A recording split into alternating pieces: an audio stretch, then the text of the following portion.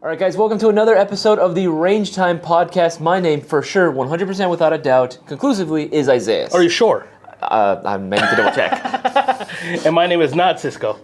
Wait, who are you then? Because I'm Isaiah. Francisco. Oh, okay, Francisco. So what's going on, you guys? Today, we are actually going to be doing a little bit of a follow-up from the last podcast that went live. It should have been the last one, talking about toxic airsoft players. And how you can prevent them. Yeah. But this is kind of like an impromptu part two, because we're going to go off on kind of a tangent, but it is going to be the main topic for this. It's, well, you guys read the title of the video. It's You Suck at Airsoft, right? We mentioned this a little bit earlier during the podcast last time, where we had mentioned, all the different types of toxic personalities or traits that you would find on the field from certain players. One of the ones that we found, like when we mentioned it briefly, was, aggressiveness when you're playing, right? Especially guys that like to call out other people for not calling their hits, even though most likely they're not actually, getting hit, or they're actually hitting their targets. So Yeah. A lot of times what we find is that there are a lot of players like that and get really mad and, kind of bring that toxicity to the field.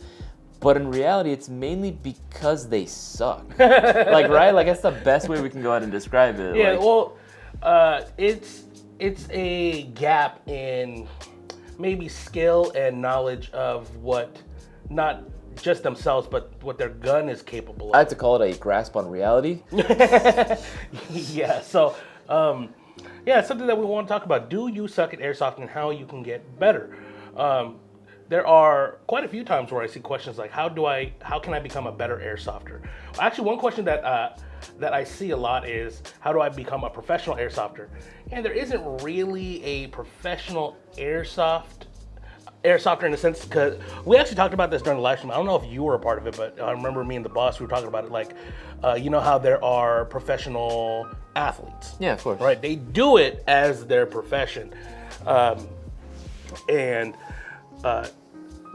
would say in a general aspect, all players are good at what they're doing, right? So there isn't really that kind of standard in airsoft. There are people who do make a living off of airsoft, right? Those are the content creators and people that work in the industry, such as you and I. But I don't really consider myself to be a professional airsofter. No, yeah, right? no, I would 100% agree to that. Like, there is no, it's not like with like say the automobiles industry, right? Where there is, to an extent, there is an industry standard. Yeah, we are professionals in the industry. Yes. But as a player, I suck. Yeah, and like there's different, and that goes in again with like airsoft, because it's such a unique hobby, right? There are so many different facets for it. You can make a profession off of doing various things off of an airsoft, right? Whether it's working in the assembly line, whether it's doing marketing like what we do, or working in a retail chain. Yep. Whatever it may be, there are things you can do to be a professional in the airsoft industry, but being a professional airsofter, like what you see with all these gameplay content creators, right? Yeah. Even then, they're not impervious to getting shot, right? Even these guys that we like to consider they're professional airsofters. First of all, this is one thing I want to say. If someone ever addresses themselves as a professional airsofter, I would take everything they say with not just one grain of salt, but the whole container of salt, I agree to that. That's the whole Morton thing of salt right there. That I agree to, because because we have we're actually friends with a bunch of social media airsofters, or airsoft influencers. Yeah, friends or acquaintances. We know a lot of them. Yeah, and none of them really consider themselves to be a professional airsofter. They know exactly what they are, creating content in the airsoft world sphere, if you will, and some of them do make a living off that, which is absolutely a blessing. But to be a professional player is something that's very not there. Yeah, I think when people see these content creators, right, they're looking at a lot of their gameplay, and they're saying again right beforehand, right, they're saying, oh yeah, just so you guys know, this video was sponsored by whatever whoever, right? Yep. Whether it be Airsoft GI, any other place, or any other brand specifically, right? They see that and they're like, oh, so he gets paid by so-and-so to play Airsoft. He must be a professional. And to an extent, I get the logic behind that, right? Yeah, I get that. And especially because, again, the gameplay that they're probably putting out there is like them, getting plenty of kills. But that's just more of anything, just, yeah, you could be a good player, but it's a compilation, right? Photoshop. The magic not Photoshop. of Editing. But the magic of editing, right? At the end of the day, right? You're able. Who's to say that this montage that you got right of this 5 kill streak, didn't exactly happen within the same round? It could very well have happened when you switched sides, or maybe just throughout the day, right? Those could have been the only 5 kills that you got the entire day. Absolutely. Right? It's very well possible that could be the case, but that's just the content that players put out there, and companies look at that and they want to sponsor them. But even then, like you said, content creators wouldn't really refer to themselves as professional airsofters. Now, if you were hoping to get better at airsoft, now that's a different question altogether. Which is what I do believe people are asking when they say they want to be a professional airsofter. They just want to get better at airsoft.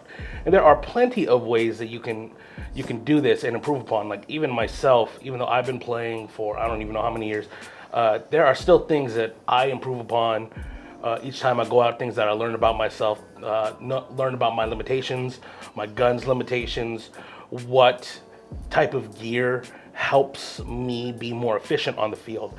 And I think those are some of the topics that we can definitely hit today to help educate everyone on how to become a not sucky airsofter. A not sucky airsofter, exactly.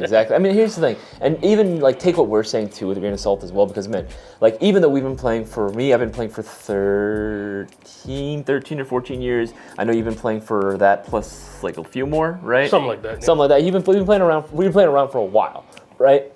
We're not perfect either, and like people kill us all the time, right? It happens all the time, right? Like I said it before, my KD ratio is 4 deaths to 1 kill, maybe, maybe even more than that. Maybe, but no, like there are some things that we have picked up, and we have been able to reduce, I guess, the frequency at which we've been able to get out as often, or we're able to go and increase our kill count. I know I've been able to go ahead and increase the amount of kills that I get per game. But with that being said, I'll still get out just like any other person. I feel as though I am average at best, right? Yeah. The only reason that I feel like I do a little bit better than some of the people. I disagreed with you being average. yes, 100% average. The only reason I feel like I get away with it is because, again, the platform that I run, because I run LMGs, right? And I play more aggressive with it, it really does help me out and kind of compensate for my lack of accuracy specifically. I get that. Yeah, well, I mean, gear is one thing. We can get into that. But I think the first thing that people can do, that airsofters can do to improve their skill set is learning about their airsoft gun, how to manipulate the airsoft gun, its capabilities, all of its features, what it can and can't do. And just doing that alone can dramatically improve your capabilities on the field, because you know your limitations of your gun. So you will know, like, hey, okay, I'm not shooting that far. I need to get a little bit closer. Or my gun's small enough. I can clear this building really easily. Such small things like that can dramatically improve the way that you're playing on the field, especially if you have a very unique airsoft gun. So, for instance, like we always recommend M4s because it's the easiest. Yeah, the most efficient platform. I don't want to say most efficient. There's going to be some guys like, no, the AK, or no, the G36. Excuse me, my P90. Yeah. Shut up, Squidward. Yeah, but like we recommend the M4 because it's ergonomically friendly. Most people are right-handed, but for the left-handed people, a lot of airsoft guns do come ambidextrous, so they can easily manipulate it with the right hand. A lot of the fire controls are going to be within access of your trigger hand, so the fire selector, the trigger, obviously the magazine release, it's all going to be here self-contained. Well, not self-contained, but in a area where it's easily accessible, so you can manipulate the airsoft gun as needed, so like just how it feels and what to do when shit hits the fan, I guess, on the airsoft field. Well, obviously when you're playing. Yeah, I know what you mean, and I would agree with that. Like, again, like there are many different platforms you can go and run, but even before that, I would say, like, knowing what the gun's capable of, I would say just the biggest tip that I can recommend for this specifically would be know how to work your airsoft gun, right? That is like actually, believe it or not, the biggest thing that I see. Because I used to work customer service before moving over to storefront, and even then, I to this day I will still see a lot of people coming in with questions, and a lot of times it's beginner players, or sometimes it's players that have been playing for a while but just didn't know this, right? Didn't bother to like really look at the instruction manual, the user manual, or watch a YouTube tutorial. They were just like, okay, I guess I put this together, and they had enough sense to do that, but a lot of times, this is the biggest one, I'm sure you can guess. When I would ask, when they would tell me like, oh, I'm hoping to upgrade or get a better gun. And I'm like, okay, what were you hoping for? I don't know, something with better range or accuracy. Then I would ask, what do you have currently? And they would mention like a gun that was pretty good, right? And I'd be like, oh, and you didn't, and no effect with the hop-up? You didn't try experiment with the BBs or playing around with the hop-up? And they would ask me, what is that? Yes. That does happen a lot, especially like what you said with newer players. And when especially if they get like a really good gun out of the box, a lot of guns perform really good out of the box. Just with newer players, they see people like who might have recommended that airsoft gun, and they're like, oh, it shoots great, it has great range, great accuracy, and all that jazz, but they don't know how to tune it themselves.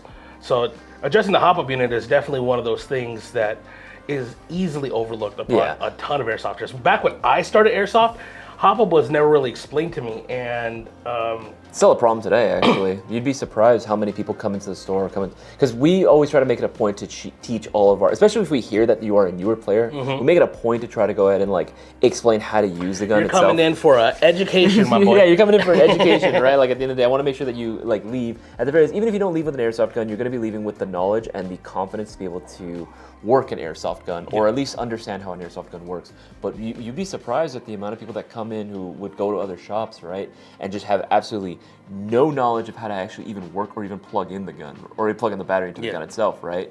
So it's like being able to have a proper understanding of how to operate the airsoft gun, how to turn it on, right, turning it off, safe, not safe, like semi, full auto, knowing what they do, how to adjust the hop-up chamber, how to adjust the stock, knowing where to plug in your battery, just stuff like that. I feel like gets really, really overlooked at a lot of places, unfortunately. And I feel like that's the first step of becoming a better player. Because again, if you know how to work the airsoft gun, well, there you go. You know how to work it, and you're going to actually be able to play, and probably play even better. Because if you don't know how to adjust your hop-up chamber, there you go. You're shit out of luck when it comes to range. Yeah, most airsoft guns, even if they're shooting like 400 FPS, if it has no hop on it, they're shooting what, like 50-ish feet? Yeah, they're not going very far. They're dropping immediately. Okay, like that might work for you in CQB where it's really close quarters, but once you start to get outdoors, you're then questioning like, wow, this range isn't that great. Yeah, right, I've had the same thing happen to me when I first started playing. Because again, when I bought it from, they didn't explain to me how to actually work it, and the user manual, I'm gonna be honest, was completely in Chinese, and the pictures didn't really help.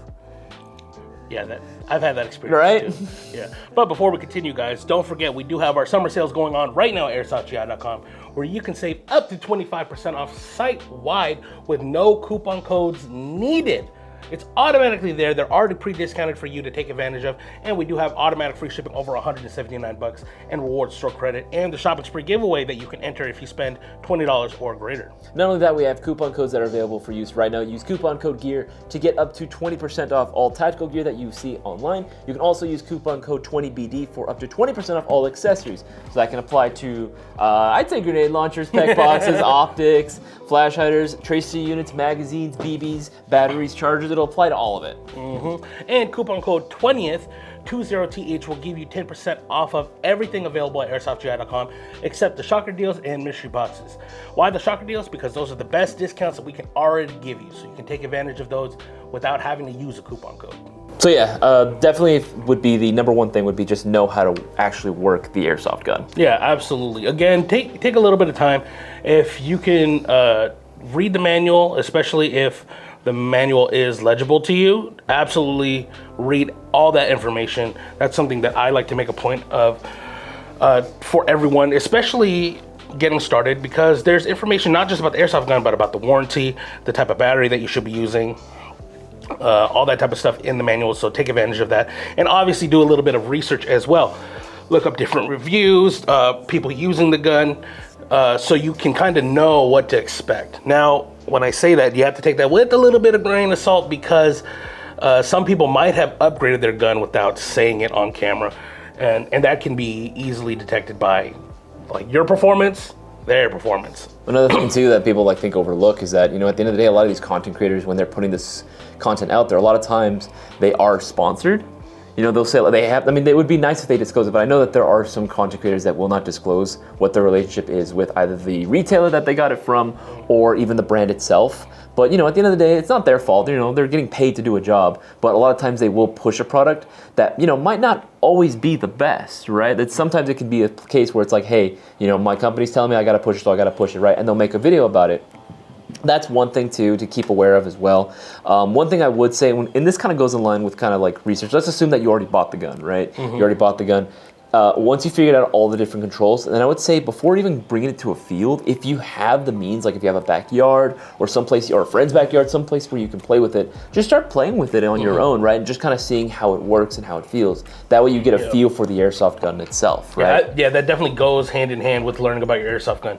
That way you can, you know, get used to the trigger, get used to the response, the rate of fire, see the range. You could even adjust it as well. But when we talk about going into backyards, obviously do it safely. Yes. If you are in a, you know, suburban neighborhood and you have a lot of neighbors that can see into your backyard, let them know. If you need to, really call like your local law enforcement and be like, hey, I'm playing with an airsoft toy, just gonna be dicking around with it.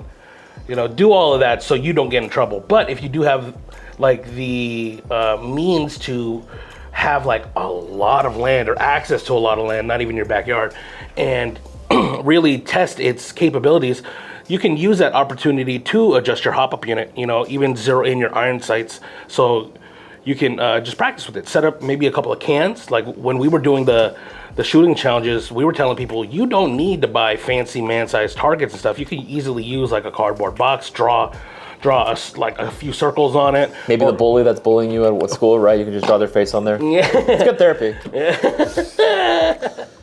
Yeah, or just cans, bottles, things like that. That way you can just practice your aim. Airsoft guns are relatively pretty accurate, and it's just a matter of fine-tuning it for what you need. Now, after you learn about your airsoft gun and the ins and outs of manipulating it and its capabilities, what do you think would be the next step that people can do, airsofters can do to improve their performance on the field? One of two things, right? Like, some guns will come included with a battery and charger, right? One of the first things that I would recommend, and this kind of goes in line with like one of the first things I would recommend you upgrade, right?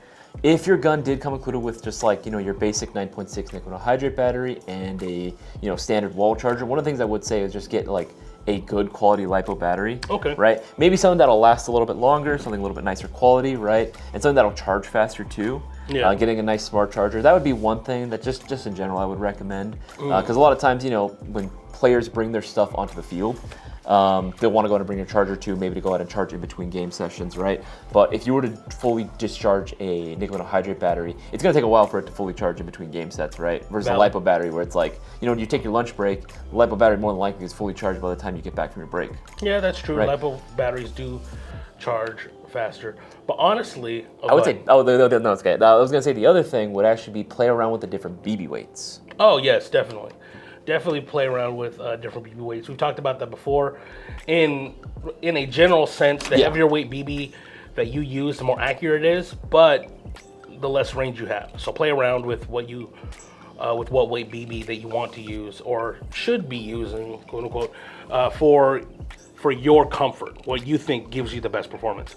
But before even changing out like batteries or gear or anything, I would say right after learning about your airsoft gun, start teaching yourself some tactics. Yeah? Like teach yourself how you should move on the field, how to walk and shoot, how to pie corners, just how to gauge targets in range and stuff. Like knowing how to do some basic room clearing tactics and like reloads can dramatically improve your effectiveness on the field. And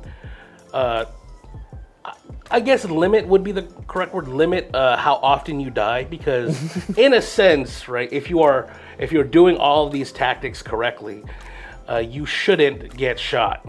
On paper. On paper. Theoretically. On paper.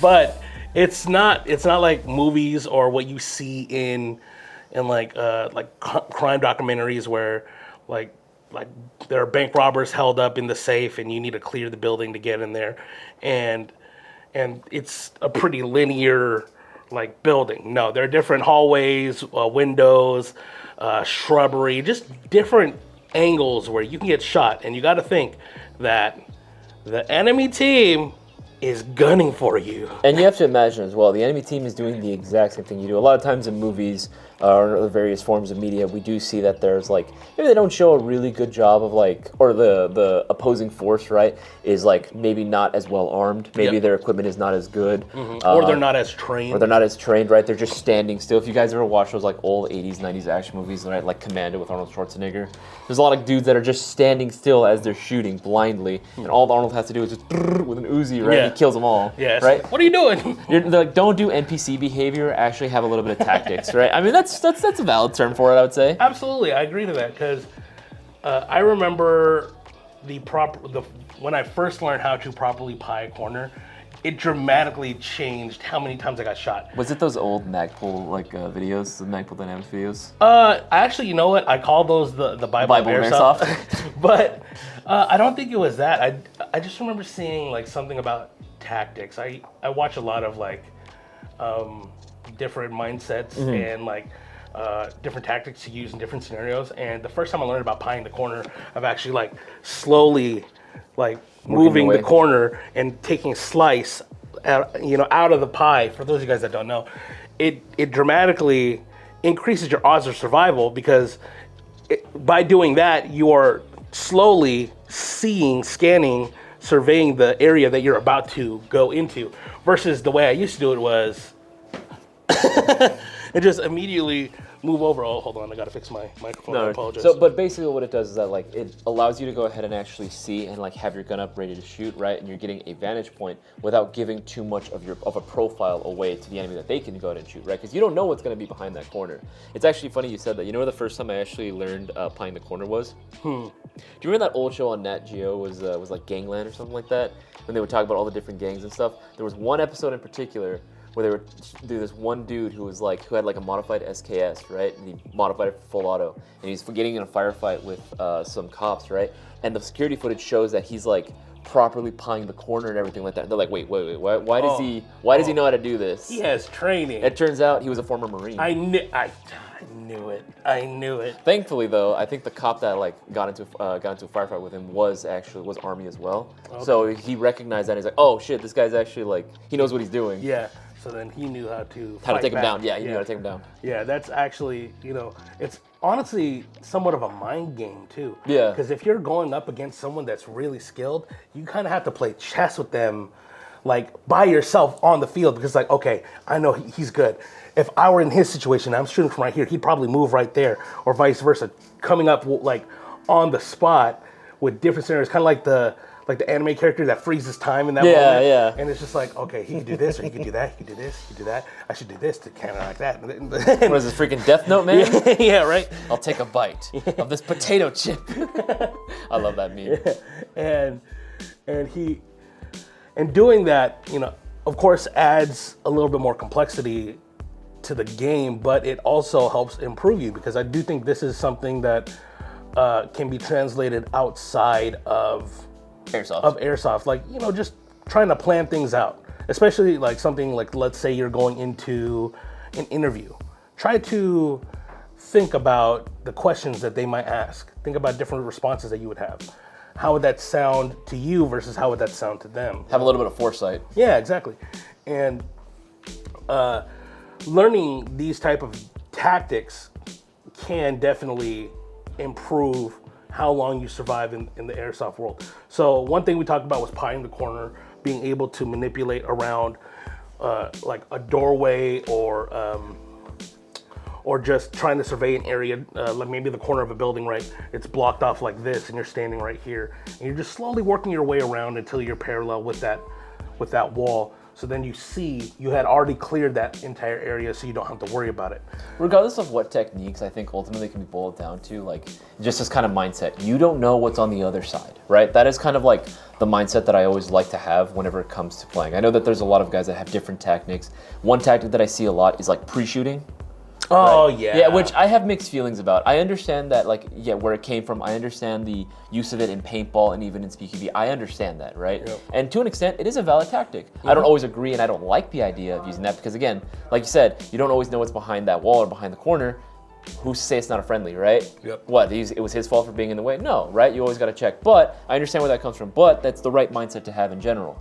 Always be prepared and be ready for any sort of fight that might occur because it can happen at any point on the map, right? Just because you get one kill or you move up really far on the map itself doesn't mean that you win or that the game's going to be over, right? The game's over when the timer runs out or when the objective is completed. Yep. So until that timer or that whistle blows, you are still in active combat. I'll say you are still in game, right? Yes. So you don't want to go ahead and just drop your guard. I think that's the biggest thing, dropping your guard. One of the things that I like to say, or that I notice a lot, is that guys will have like, okay, cool, and then they'll just drop their gun altogether, right? I They'll do have that their a gun lot. lowered, which I mean, it's a bad habit that we all kind of had to an extent. But just having your gun ready, even at like the low ready, is like probably the best, as opposed to like, okay, just on my sling, right? It's just hanging there. I'm not doing anything with it, right? I'm trying to think about how I personally hold my airsoft gun when I'm playing.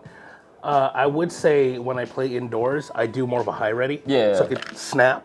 But then when I'm outdoors, when I'm a little bit further back, I do a low ready. That way I could, do a little bit of this, and then, oh, that's interesting. Yeah, I would say that does go into learning the manipulation of your airsoft gun. So, like, being able to keep your gun up. Honestly, like, if you don't have infinite stamina, it is very difficult to keep your gun like this the entire game. Tell me about it. My gun weighs 22 pounds. After a couple of minutes, your arms will get tired and fatigued, especially after running, after pointing the gun, after shooting. Believe it or not, pulling the trigger can fatigue your hand much faster than you think. The trigger in semi is much more difficult than you think. It takes a lot more, is it stamina, endurance? Dexterity and hand strength. Hey man, carpal tunnel's a real thing. I know. Yeah, that is definitely one of those things in tactics that I would say is really, really important for an airSofter to be more effective. That is, I didn't think about it too much until I saw the Magpul Dynamic videos. So it's funny how we call that the Airsoft Bible. There's definitely a lot of tactics in there that do apply not only to real firearms but airsoft and do make you more effective. And even though it's dated nowadays and some of the tactics are I wouldn't say obsolete, but there are more effective ways than doing it, I think it's a really good place to start. So if you guys have the chance of watching the Magpul Dynamic videos, I highly recommend it because it teaches you more about manipulation of the gun in use. So like processing through reloads, transitioning from your rifle to your pistol. And I do think, honestly, those tactics are really important in airsoft, especially in the pinch scenario. There have been plenty of times where I'm on the field and like I had like maybe like 15, 20 minutes in, I have used most of my magazine, right? And like I've shot and then like, okay, cool. And then I get into an engagement and I'm shooting and my magazine runs dry and I immediately just go for a speed reload and saves my life. Or there have been a couple of times where just transitioning to my sidearm has been much more helpful for me as well, especially in CQB environments where I'm like, oh crap, as the gun's dropping and they're coming back out to doof, doof, doof, not even having like full control of the gun, just sending rounds down range to make them peek back or like tuck back in so they're not shooting at you. I was like, oh yes, thank you. Actually, believe it or not, like alongside with tactics and just another form of training, honestly, that I feel like a lot of airsofters do overlook. Not calling anyone out, this is just one of the things that everyone does to an extent. Even I did it for a while. Honestly, just conditioning as well, right? Oh, like actual exercise? Like actual exercise, I feel like is one thing. And this is something that I think previous... I am definitely one who neglects that. Actually, not even more, man. You're getting buff. Thank you, I appreciate that. Like, one of the like I know for a fact that if you were to, like, obviously it's with your base schedule, it is very rough, but I know that if you were to go back to the field, right, and actually start playing again, you would probably be very, very like, okay, like I'm not like as tired as I was before walking around, or hey, I can hold up this rifle for a lot longer.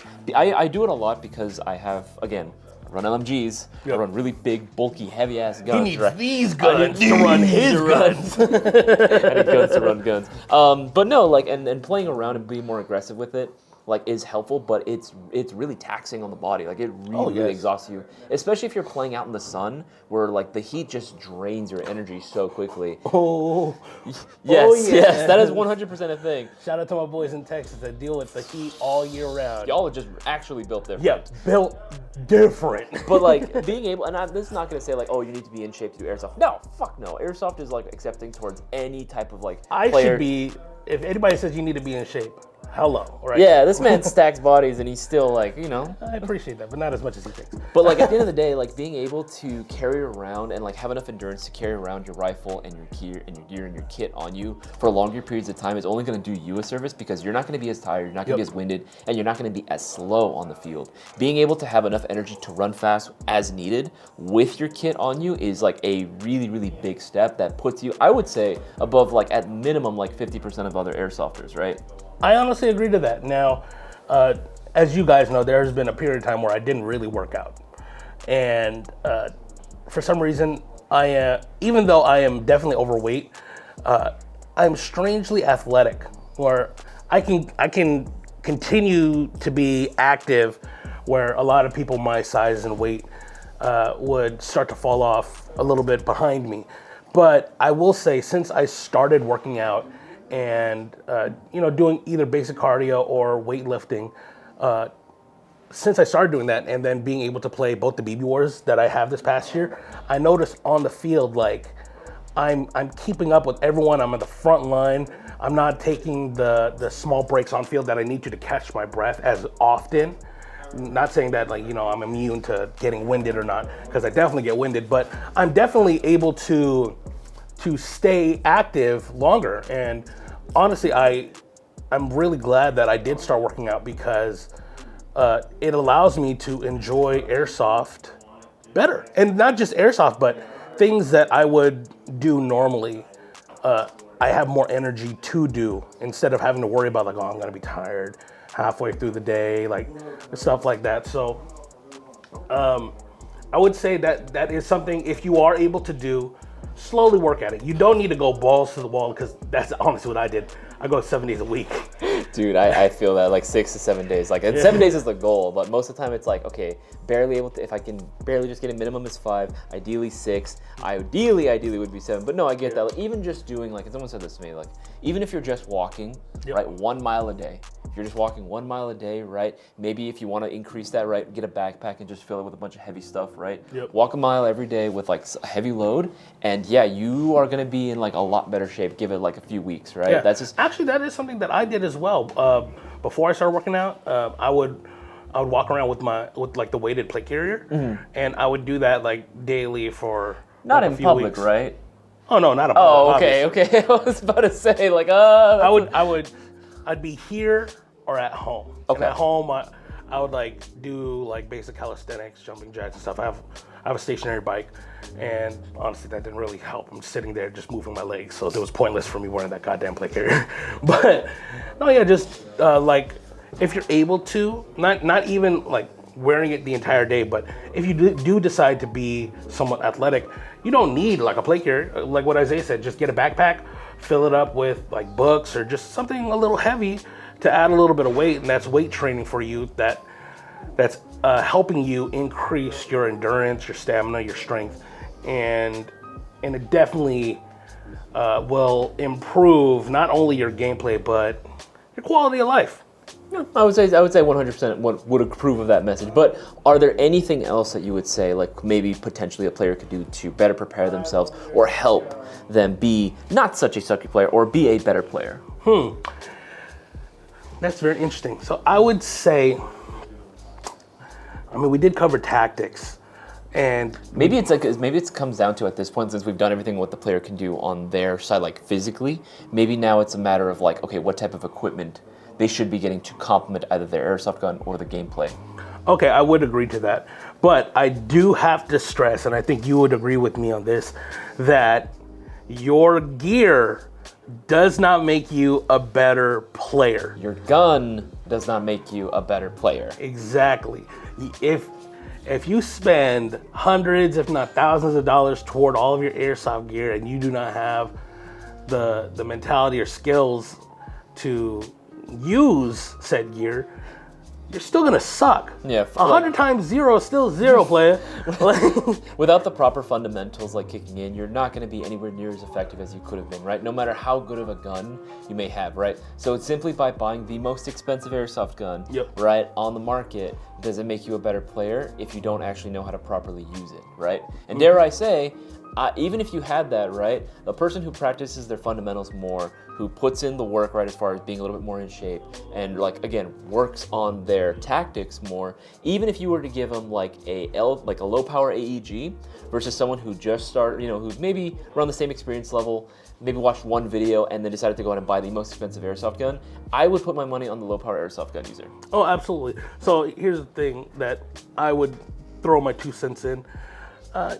And you had already said it, you don't really need to be athletic to be a good airsofter. Because even when I wasn't working out and I didn't have the endurance and stamina that I have now, I knew my physical capabilities. I knew how far I could run, how long I could run, how long I could hold up the gun before I got a little bit winded or fatigued.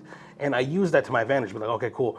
I need to get there. I'm gonna get winded before there. Okay, let me take it in sections. So maybe you play to your strengths. Yeah, exactly. So if I need to get from point A to point B, I'm going to run to here, here, here, slowly work my way up, so I have the energy when I finally get there to do the task that is required of me, whether it be eliminating or trying to eliminate the enemy team or completing an objective, like maybe arming a bomb or defusing a bomb or just capturing or holding a point. Yeah, exactly.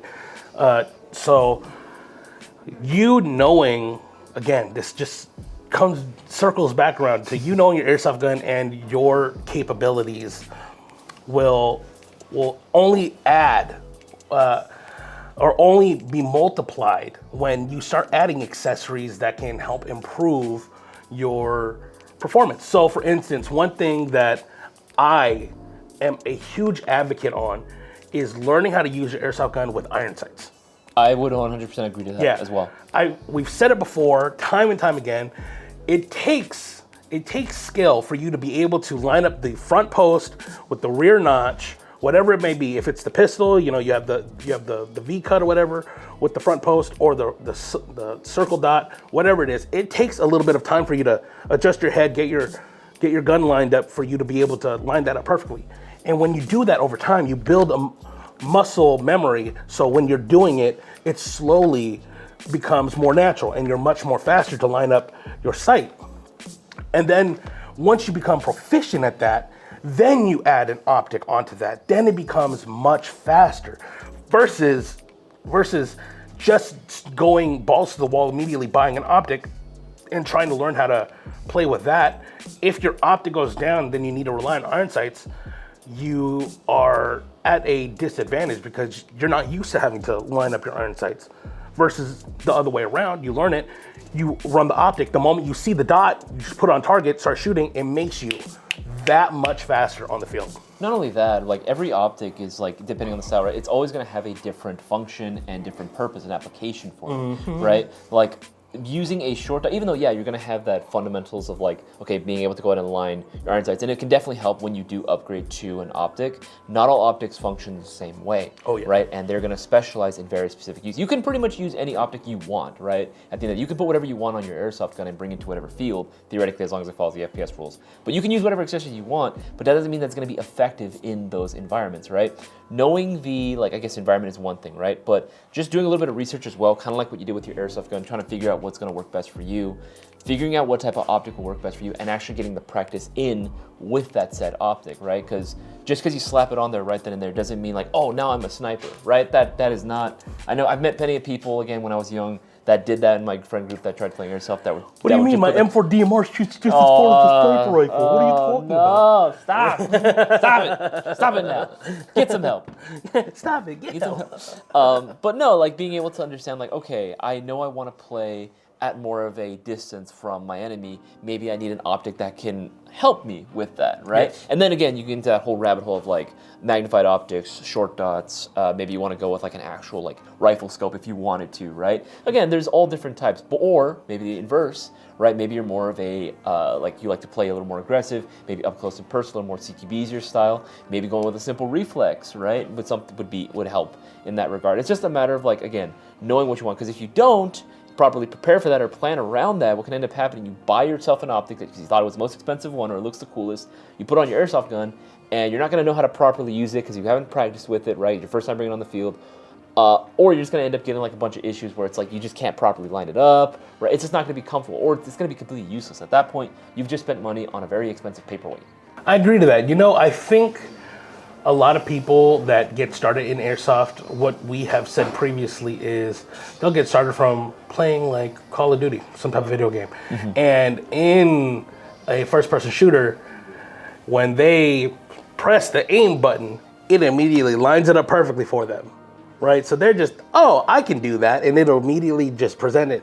And maybe that's the mindset of it, but I do agree to that because there are benefits of using other accessories on your airsoft gun. Now, to note about optics, I have the boldest confession to make. Okay.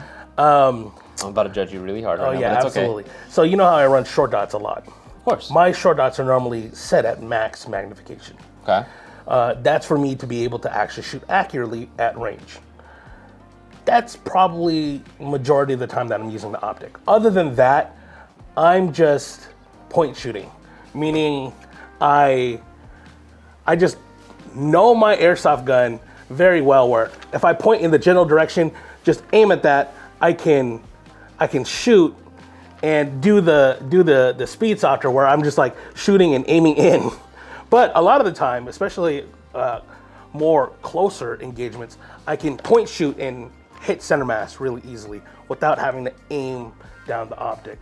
And I'm very guilty of that. Now, I will say, when I do use a regular red dot style optic, oh my goodness, the grenade launcher adds so much weight. So front heavy. When I use a regular red dot, this does help me out a lot more in those CQB environments, especially if someone's like just behind a corner and maybe just their elbow, their like leg is sticking out. I can, without giving my position away, I could just put the dot on there and shoot a couple shots and nail them within those first couple of shots. And I do use that red dots in the more CQB environments. But I do think that does come down to where I am playing and how I am playing on the field. Because, like you guys know, I run short dots on a lot of my airsoft guns.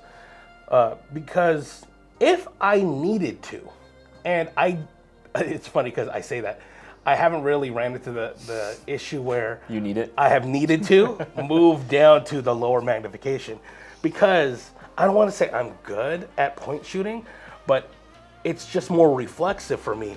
It's like even with using like a handgun, even shooting real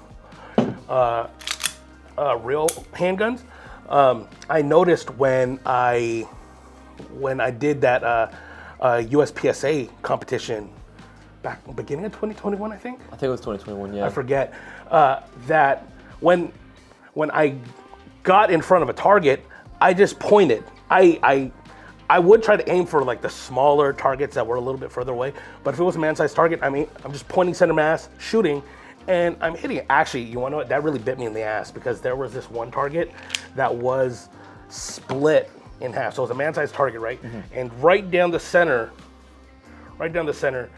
it was all black, and then a target that you're supposed to shoot from that other angle upward.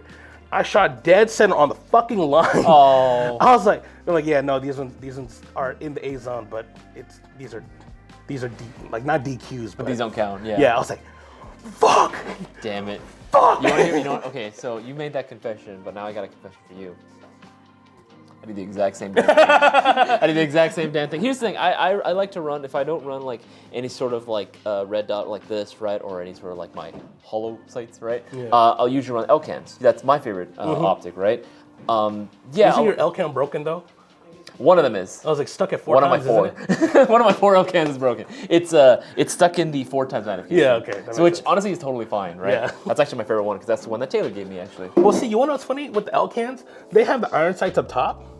I use those instead of switching it to 1 times. You don't even use that? That's hilarious. I don't need to. Okay, here's the thing. It's not that you were saying, you don't want to say that you're good at point shooting. No, it's not necessarily that, but you're good at point shooting with that specific gun or with that platform. Oh, yeah. Remember, these are our personal airsoft, not these specific, but these are our personal airsoft guns that we're using on the field. That we've used. We've used before. Quite a few times. We built them to how we play, right? And like you said, it's all muscle memory. We know, and we've tuned it to we know exactly how far this BB is going to shoot, what trajectory it's going to have, at what specific range, where it's going to land. We know that. We've, again, just been playing over years and years and years. We've trained ourselves to know that, right? So yeah, you can get away with doing like point shooting, I feel like, because again, we know exactly. I do it with my SCAR, right? I know exactly where that BB is going to land every single time I pull that trigger. Yep. Do you do that at further range though?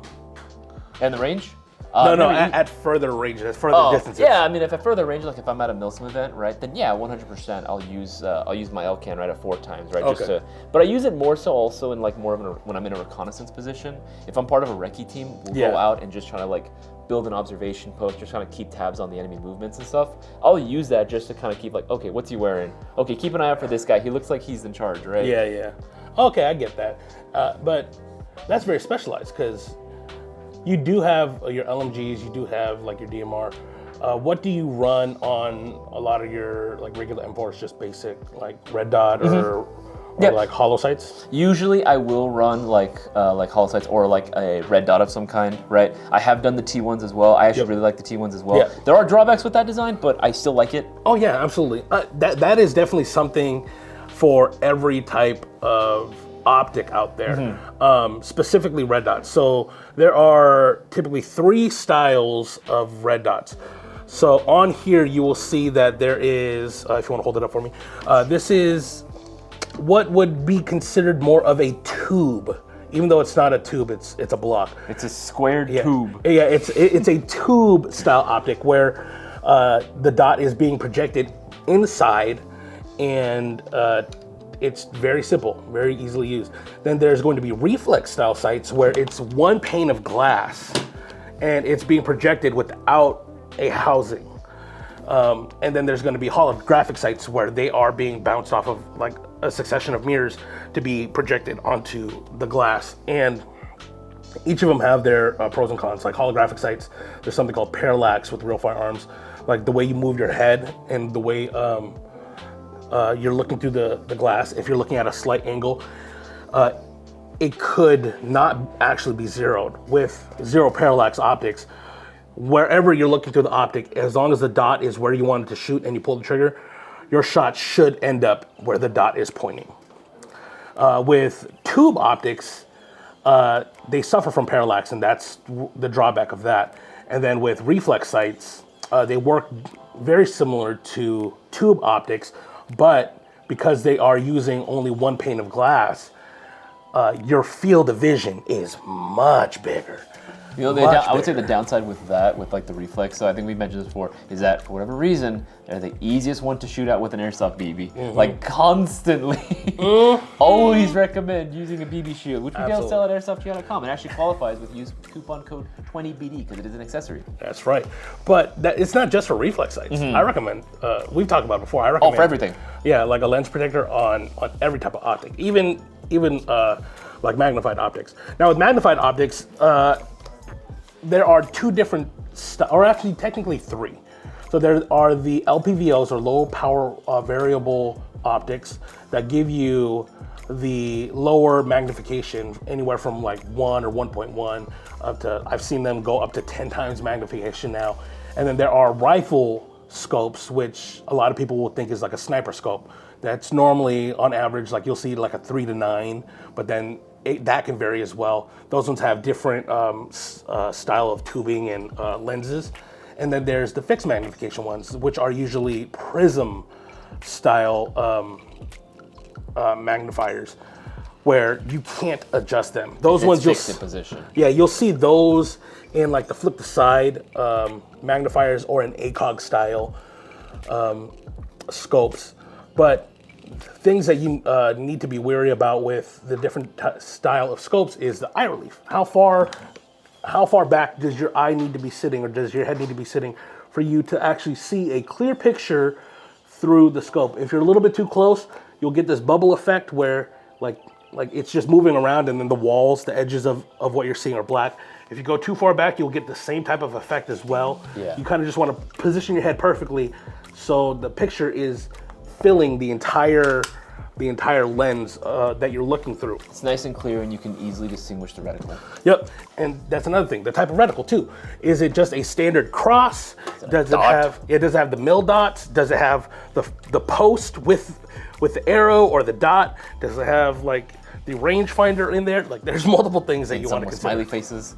Yeah, those are the reflex sights. Actually, I remember AIM Sports had a Warzone specific reflex sight where it was like you switch through it, and it was like one was like a skull, the next one was like the radioactive symbol. I remember this one. And there were two other ones. I forget. I used to have one back in the day because I thought it was funny.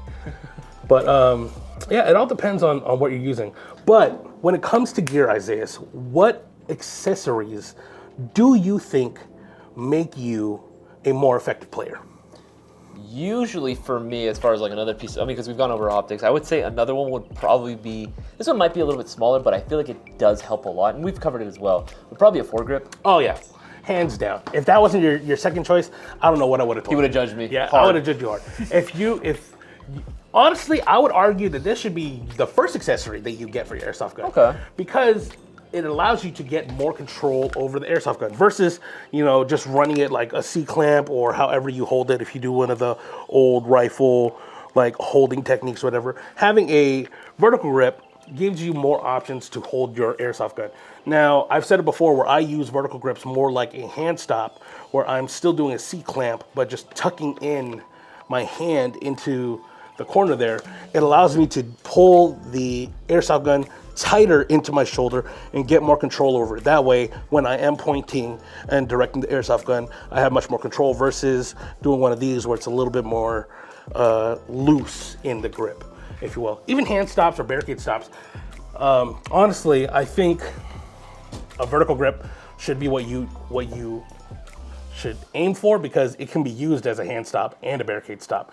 If you don't know what a barricade stop is, basically if you're looking over like a car or a table or through a window, you can rest your airsoft gun. You can rest your airsoft gun on said barricade, right? But if you use your vertical grip as a barricade stop, you push your airsoft gun into the corner, and then you're leaning into the airsoft gun. It provides you more stability, more points of contact for you to get more accurate shots. So yeah, I would say out of all of them, like the vertical grip design is probably the most most versatile. But there are other types of foregrips that you can get that are specialized for certain types of positions, I would say. Oh yeah. Me honestly, I'm much more partial to a like an AFG, like an angled foregrip. Angled grips are always going to be my favorite. I just feel like they're the most natural for my hand. But again, some people they will prefer using a vertical foregrip or maybe like some type of angled stop. It really all depends really on like ultimately what they want to do and what their setup is.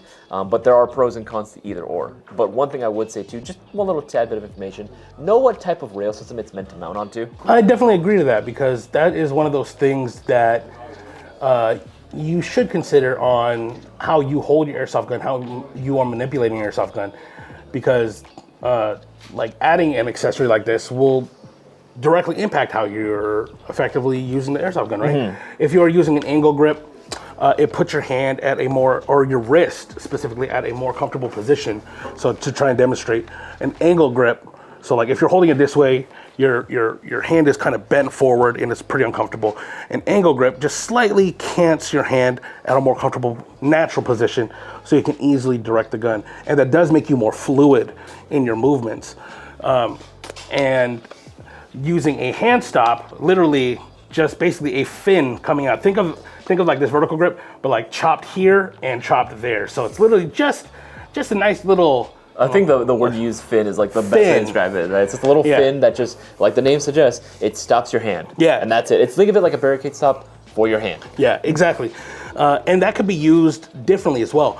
So the way I use hand stops is I use it as a point to pull directly into my body. But for shorter guns, especially on real firearms, they'll put the hand stop like somewhere toward the end of the rail.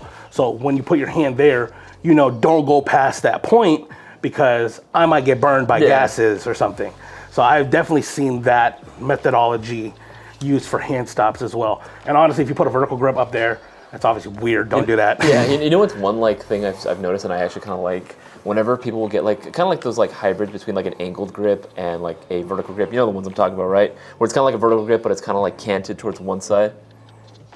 It's canted towards. Or not canted. Like it's basically like leaning towards one side. So it's not like a full AFG, but it's not perfectly straight. It's not perfectly vertical. Oh, it just has a slight cant. Yeah, it's like a slight angle to it. Slight angle to it. Oh yeah, I like have that. I like seeing when people will flip those, so that way the angle is actually hitting pointed forward. Yeah, so that way again, if the gun actually has like a lot of like, there's real firearms as well, right? I blame Bukisbakken for that one. Yeah, I thought that was kind of cool actually. I thought that was kind of smart. No, I do agree to that methodology too, because I've done that quite a few times as well. It kind of gives you a little bit of a like that hook, that fin for you to just tuck it in a little bit easier.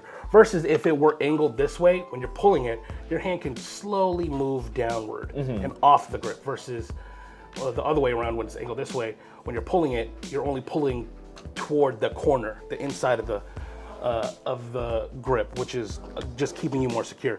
Now, you want to know what's funny? For AKs, the old dongle wooden grip? Yes. It's funny how people, like back in like 2010, was like, oh, who would use that? That's gross. Nowadays, it's like pretty sought after. That's new hotness. Old and busted, new hotness, even though that is the old and busted. Yeah, no, I mean, a vertical grip, I would say, if you are wanting to improve the way you are manipulating your airsoft gun, get a little bit more control over your airsoft gun, before getting into an optic, get into a vertical grip or some type of like forward assist grip first. That way, again, like if you do that, honestly, I'd probably still recommend this, even if you're just starting out, because it will just add the fundamentals of how you're holding the airsoft gun, and you don't have to become accustomed to it later on. No, I would 100% agree with that, honestly. I think, okay, so I think past this point, there are going to be a lot of accessories that are going to be very, like, almost like too specialized on, like, one area or another, like flashlights, trace units, right? We can go on and on about, like, different accessories and how they can help, right? And we've mentioned them before, but I feel like even past, like, foregrips, I think another piece of, like, our advice that we want to go and get into, or, like, topic we want to get into, would actually be tactical gear specifically. Oh, actually, you know what? Absolutely. Because I feel like tactical gear, depending on what you have, can really affect your performance and how you play and how you feel throughout the day. Because remember, at the end of the day, you are still going out physically. You can have the gun decorated in whatever sort of accoutrements that you want, right? And it may be great for that situation, but if at the end of the day, your gear, the clothes that you're wearing isn't properly suited for the activity you're playing, then there you go. It's not going to be properly suited and you're going to have a bad time. Like, I like to equate it to like, okay, you're going to go out swimming, right? Like several laps or swimming out in the ocean and you got a full tux on. It's the wrong type of occasion, right? It's not designed for that type of situation. Valid. Now, we have said this before, and full disclaimer, you do not need the best gear to be effective. Oh, hell no, you don't. You don't. You can go out with like the cheapest, like I'm gonna say, the cheapest like quality stuff out there, and you can still stack bodies. What I mean by that is just dressing appropriately and something comfortable for what you're going to be doing, right? Oh yeah. No, don't get me wrong. Like there are guys that will do impression kits, right? That will spend hundreds of dollars on them. I don't recommend doing it unless you really, really want to. It is a rabbit hole of a money pit, right? But some of the stuff is good, and then some of the stuff I run is not very good. Some of it, in fact, I say, is really bad, right? And it is not designed for SoCal weather, right? But it makes sense, right? It's all designed for very specific situations. Yep.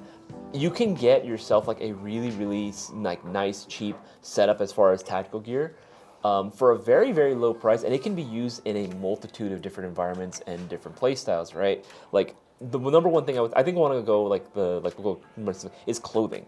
Specifically, yes. Wearing the right type of clothing, I feel like is really going to affect you, right? Mm-hmm. Now, I know a lot of my newer players, a lot of my younger viewers are going to be watching this and are going to say like, "Oh yeah, I should go out in like a nice thick hoodie and like some thick sweatpants, so that way if I get hit, I don't feel it as often." No, part of the airsoft hobby is getting hit, and it is feeling the slight, even though it is slight stinging.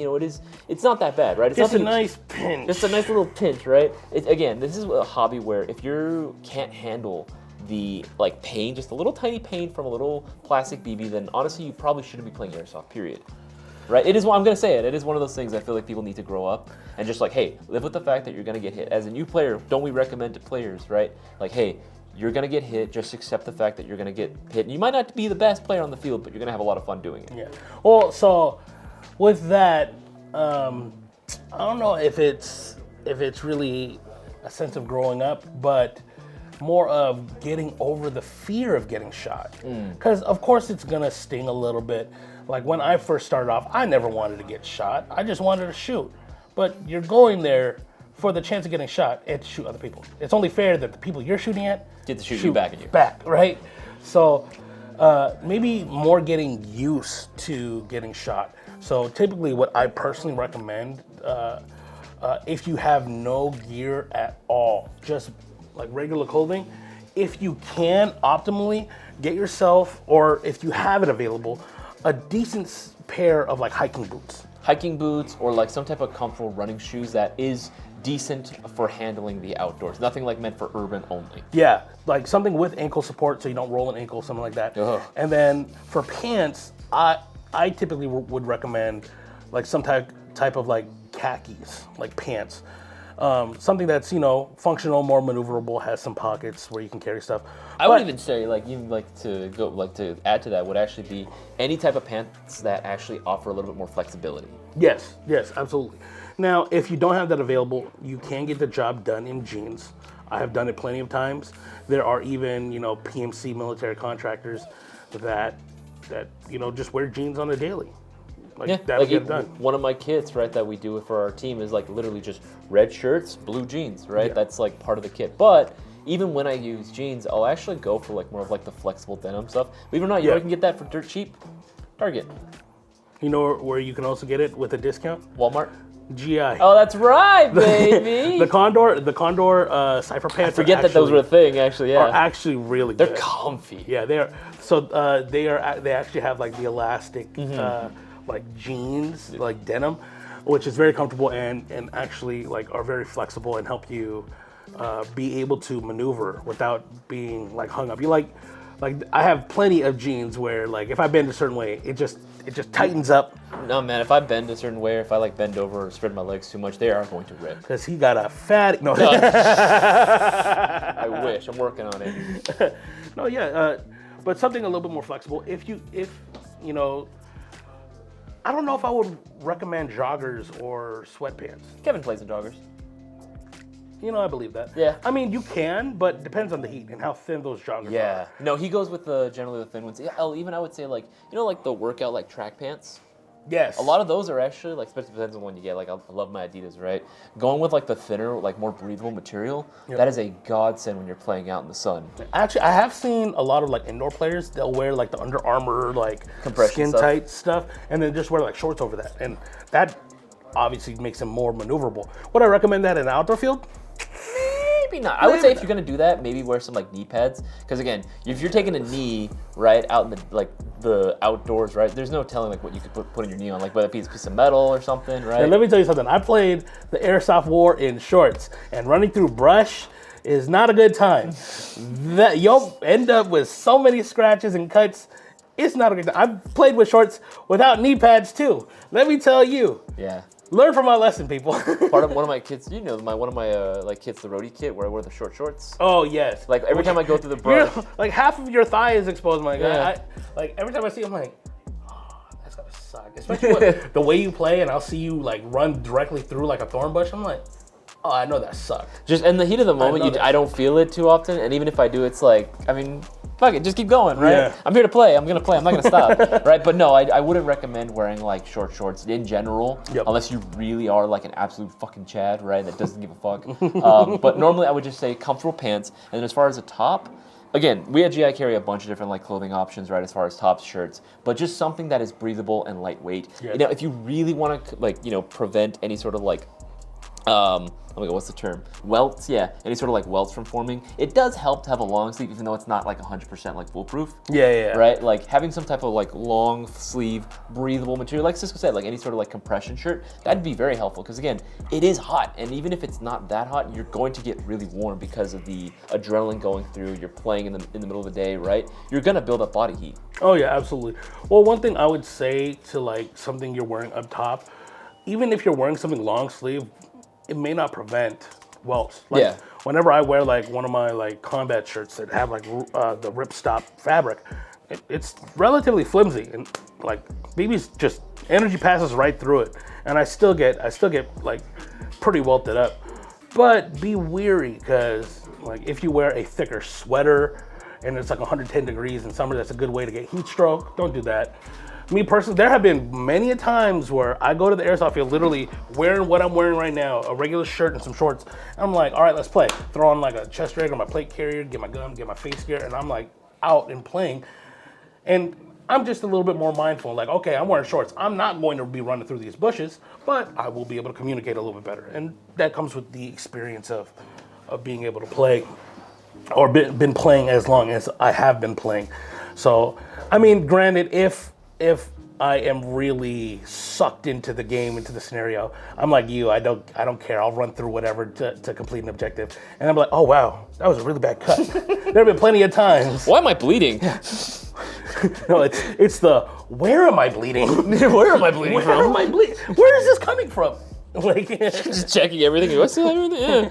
Yeah. There have been plenty of times that have happened, but yeah, just be a little bit wary. Now, one thing if you are scared of getting shot, one thing that I used to do to get over the fear is to just get shot. I would have, when I first started playing, I'd have so much fear and anxiety of getting shot. Like, oh man, I don't want it to hurt. I don't want to be in pain. Nobody wants to be in pain. But when I'm at the field, except for masochists. Sorry. Okay, you go on.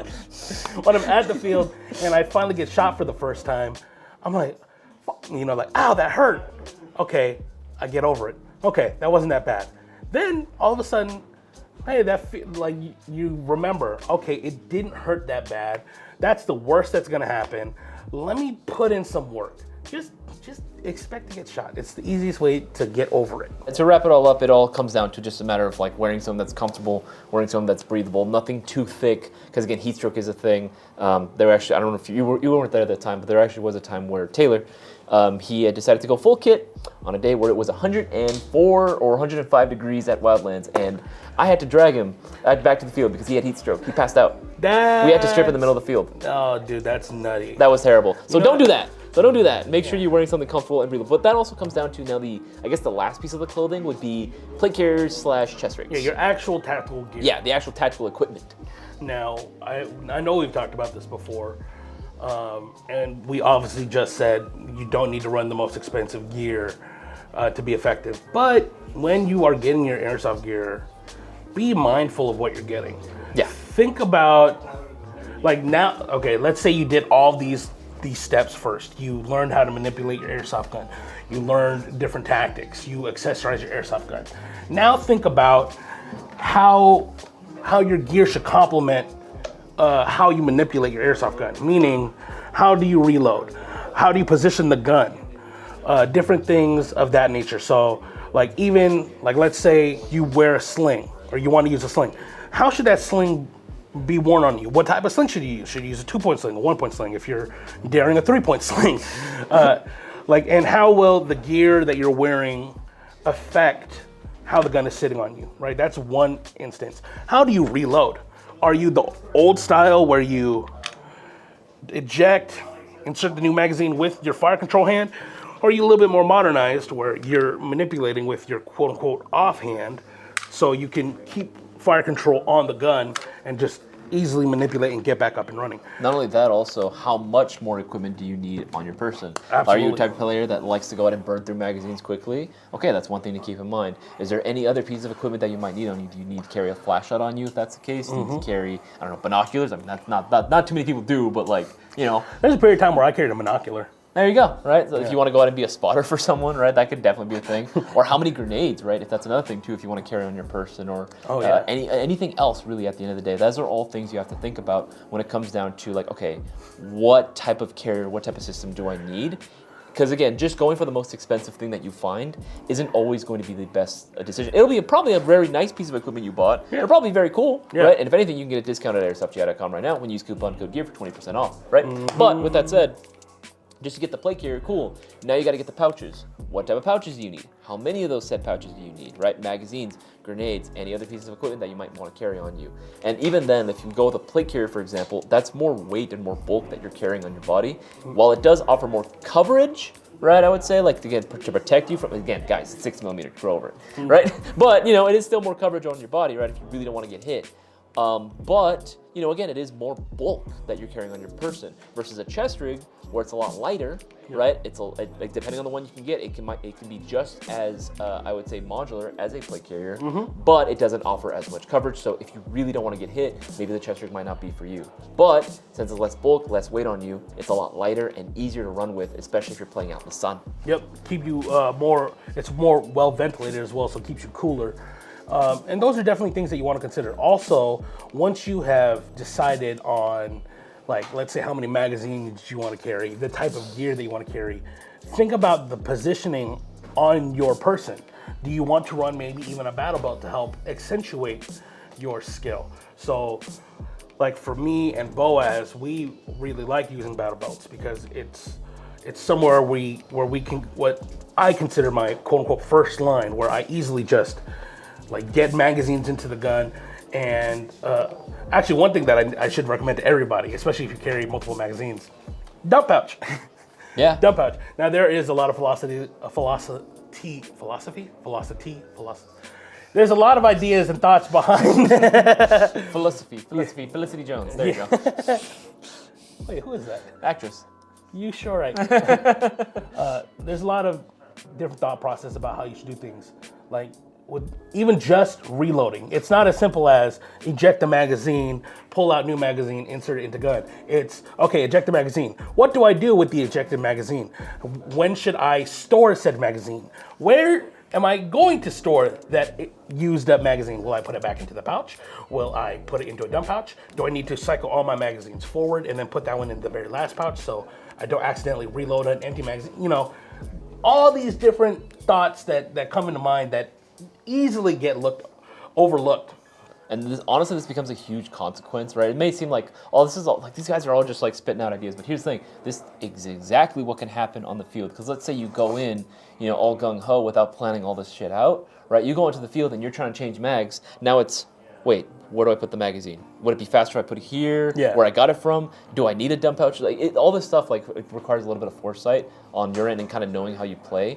But no one wants to be fumbling in the middle of a match, right? Being like, oh, what do I put? I gotta stuff my mag in my pocket. I gotta stuff it inside the pouch pocket that the plate carrier already has. Because I don't have any additional pouches on there. Oh crap! I gotta open the Velcro. Stuff it in, and then right. All this nonsense. That is going to leave you incredibly exposed to an attack at that point, right? You could very well just someone all they gotta do is peek a corner. They see you just fumbling around with your magazine. Oh, what a dummy! And he's done. And you're done. Definitely happened. Or I've come across that. And it's happened to me as well, where I'm in the middle of a reload and just, dang it, my stupid. It's funny because when I used to wear my GoPro and record gameplay, there'd be plenty of times where I just fuck up reload. I'm like, and for the worst reload ever award goes to my dumbass. I usually don't get hit in the front. It's usually whenever I get hit, it's usually in the back. I get hit I don't know what Where it you is. get flanked? Yeah. Hope you're not getting friendly fired. No. Well, I mean, it has happened a few times. But usually for me, I'll just rush in a lot of times, right? And sometimes I'll work with a group of guys. And I'm like, all right, cool, you guys got my back? Awesome, right? And I'm going in and I'm reloading, right? And I'm like, all right, you guys got me, right? Guys. Where are you going? Where do you go? That's hilarious. Yeah, I mean, oh man, there's so many different layers. But here's the thing, guys. We're not talking about tactics to try to drill it into you and make you like the ultimate soldier or type of anything, but they are things that can definitely improve your gameplay. And when we think about it, airsoft does reflect the tactical world, whether it be military, law enforcement, or something of that nature. You are playing a quote unquote tactical sport, and the methodology that comes from real firearms tactics is applied in airsoft very easily, if not 1-to-1. It should be exactly the same, give or take. Yeah. So when you think about the simple processes of reloading or manipulating the firearm or gun safety, they are honestly one in one. I would say most of the time, especially the gun safety part, always treat airsoft guns with the respect of a real firearm, and you won't have to worry about being that kid that shoots their TV screen out.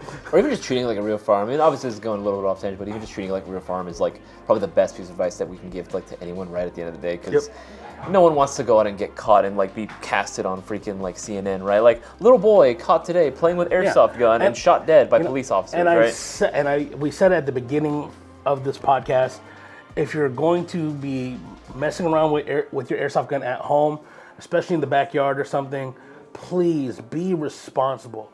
Let your neighbors know. If you need to, call local law enforcement. Just don't let anybody have the chance to think. This guy is messing around with a gun in his backyard. That's a good way to get in trouble, if not worse, because it can easily go very, very badly. And I think at the end of the day, again, like Siska said, we're not trying to drill into like any of this into you guys. This is just all like piece of advice that like, again, we wish that we had when we were playing airsoft, because no one told us any of this. This is years of experience. It's years of experience, years of trial and error of doing everything the wrong way for us to figure out what the right way actually is. 4-to-1 KD ratio, okay? It used to be 10-to-1. I'm improving. But I think to end it, I think the best piece of advice that we can give as far as like how to be a better airsoft player, just to go out and play. That, absolutely. That is single-handedly the best advice that you could give. Because here's the thing, you can imagine it all you want. Getting out there and actually doing it is something completely different, right? And you getting out there, you get more familiar with everything. Like, I like what you and your team actually do whenever a big event's coming out and you guys are trying out new gear. They do a trial and error game day where they go to a local field, they'll run the kit that they're going to be running for an event and test it out and see where it fails, where it can be improved, and adjust it accordingly. And that's just the trials and errors of like anything, like not even just airsoft. If you're trying to build something or trying to learn something, the quickest way for most people to learn it effectively is to do it and fail.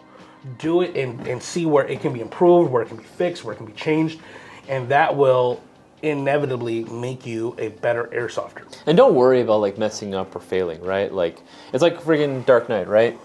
Master Wayne, why do we fall? So we can learn to pick ourselves back up again. Boy, if you don't get me with that motherfucker. Help me out of this well, Alfred. Get me out of here now. But no, like it's the thing, right? You learn by like through trial and error, you learn by making mistakes and you improve upon that, right? Yep. That's gonna be the biggest like lesson right there. If it turns out, hey, the way I'm trying to pie this corner is not working, maybe I should try it a different way. Yep. Maybe this reload technique that I'm trying to use is not the most effective or it's not the quickest, right? Maybe I need to go ahead and invest in a dump pouch so I can just more easily dump it, right? All these small little things that you pick up, right? That's really gonna help you at the long run be a better player, and you won't really know that truly until you get out and actually play. Yeah, do you think all of the airsoft influencers, the quote unquote professional airsofters that you see playing, got that way like with no training, with no effort? No, they've been playing for a while and they learned. Some of them may or may not be like prior military service have some type of tactical training, but they have learned their skill sets, their abilities, their guns capabilities. They've mastered their craft. That's what it is at the end of the day. Exactly, and that's something that you can definitely improve. And honestly, as we were talking about this, I immediately thought of like the Grantham end of the videos, and at the end of the day, the best thing that you could do is get training. I love the meme where he's like, what you gotta do, you gotta be fit, because if you're not fit, you're gonna die. And I was like, damn, dude, but yeah, you're right, but damn. Valid. I mean, it is a valid point.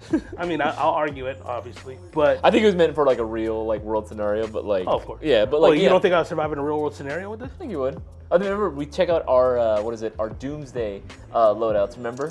Oh yeah. Oh dude, that's a throwback. Oh my god. 2020, bro. That's hilarious. We did that. Oh yeah, it was. That was pandemic. That was right at the beginning of the pandemic. We did that at a more fun, honestly. Yeah. But yeah, it's definitely something that people can do, like any of these things that we talked about, to improve your gameplay and your effectiveness on the field. Now, I'm a really big nerd. I don't know if Isaiah has done this, but there will be times when I was younger Or I would just throw on all my gear. I'd be standing in my room, throw on a movie or something. We're all guilty of this. And just practice my reloads. We're all guilty of Practice the transitions. And just, it's like the equivalent of dry firing in real firearms, right? But more immersive. I got the same gear he's wearing. He's just like me. Yeah. Well, it's building the muscle memory, and almost just like if you're practicing a martial art, you're gonna practice the punch, the form, the technique, right, to perfect it. And that's something that I've always done. And honestly, like I say that it's training, but it's more so me being just a fucking nerd and just wanting to wear my kit and do the reloads and feel cool. Honestly, like we're all guilty of this, man. Like don't feel like we're all fucking. I've done this many times. Absolutely. But at the end of the day, guys, I say that when I was younger. I still do it. Yeah, we still do it. What are you talking about? But yeah, guys, this was our list, I guess, or tips on how to not suck at Airsoft and how to improve your Airsoft gameplay. We'll see you guys on the next episode of the Range Time Podcast. My name is Isaiah. My name is Cisco. And I will see you guys on the next one. Peace, y'all.